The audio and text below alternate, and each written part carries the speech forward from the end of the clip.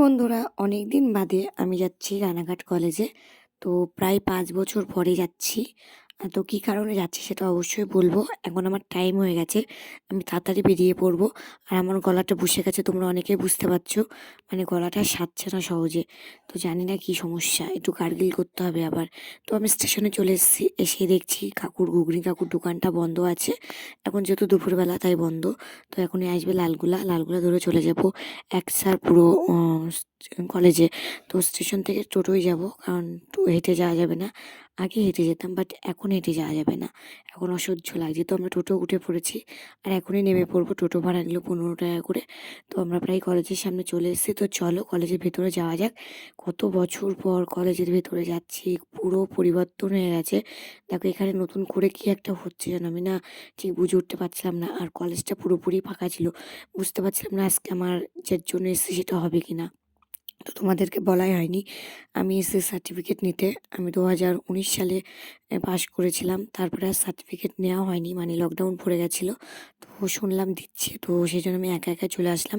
এসে দেখছি পুরো কলেজ ফাঁকা।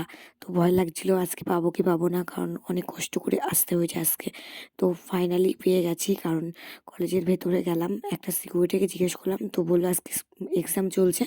তো নিয়ে তারপরে আমরা এখানে চলে এসেছি। এখানে এসে দেখছি অবকাশ পার্কের সামনে, যেহেতু একটুখানি বেশি একটা ডিফারেন্স না, আমরা হাঁটতে হাঁটতে চলে এসেছি। পার্কে দেখছি ২০ টাকা টিকিট। ফার্স্ট টাইম ঢুকছি, দেখো সামনে গণেশের মূর্তি। এর আগে কবে এসেছিলাম, যখন নতুন হয়েছিল, মানে ৫-৬ বছর আগে একবার এসেছিলাম। তো পার্কটা আমার সত্যি খুব ভালো লেগেছে। বাট এখানে একা একা এসে কোনো মজা নেই। কাপেলদের সাথে আসতে পারলে মজা আছে। বাট আমার খুব বোরিং ফিল করছিলাম। তো পার্কে এসে শুনলাম আজকে নাকি রোজ ডে। তো কপালটা যেহেতু আমার খারাপ, রোজ দেওয়ার মতো কেউ ছিল না। তো দুঃখটা আর কাকে বলবো। তাই পুরো পার্কটা আমি ঘুরে ঘুরে দেখছিলাম আর তোমাদের সঙ্গে শেয়ার করছি। দেখো পার্কটা কিন্তু খুবই সুন্দর, আর এতটা পরিবর্তন হয়ে গেছে আমি কিছু চিনতে পারছিলাম না। সব দিক থেকে পরিবর্তন হয়ে গেছে। সব বাচ্চারা এসে ঘুরছিল। একটা বাচ্চা দেখো গাড়ি চালাচ্ছিল, বেশ ভালো লাগছিল। মানে এখানে সব কিছু লেখা আছে, কখন কি করতে হবে না হবে।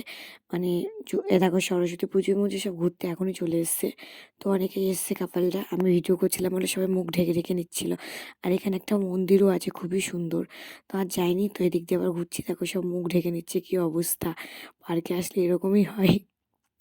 তো আমি ভিডিও বানাচ্ছিলাম না, কারণ আমি বুঝতে পারছিলাম ক্যামেরাটা দেখে ওরা অস্থির বোধ করছিল। তো সেই জন্য ঘুরিয়ে নিলাম। তো এই দেখো এই বাচ্চাটা, এই গাড়িটা চলছে, এর ভাড়া ৫০ টাকা। এখানে বার্থডে, ফটোশ্যুট এক্সট্রা চার্জ দিতে হয়। তো অনেক কিছু দেখার পরে আমরা সবাই মিলে চলে আসলাম বিরিয়ানি খেতে প্রতিমা রেস্টুরেন্টে, কারণ এটা অনেক দিন বাদে খাচ্ছি। তো দেখতে থাকো, বিরিয়ানিটা তোমাদের সঙ্গে শেয়ার করব। আর অবশ্যই কেমন লাগলো জানাবে। আর এই বিরিয়ানিটা আমার আগে খুব ফেভারিট ছিল। আর দেখো বিরিয়ানির রাইসটা কত একটা লম্বা বিরিয়ানি লম্বা। খেয়ে নি আমি বুঝলি এক প্লেট বিনা নিয়ে জল ভাগ লাগবে করেছিলাম দুজনা। তাই তো না দেখো রাইসগুলো নে কত নে তোর তো ঝরঝরি হয়েছিল। সেজন্য আমি হাত দিয়ে দেখাচ্ছিলাম। খুবই ঝরঝরি হয়েছিল, খুবই সুন্দর হয়েছে। তো এটা খেয়ে আমরা এখন বাড়ির দিকে রওনা দেব। আর বেশি বড় ভিডিও বানাবো না। তো আজকের ভিডিওটা কেমন লাগলো অবশ্যই কমেন্ট করে জানাবে।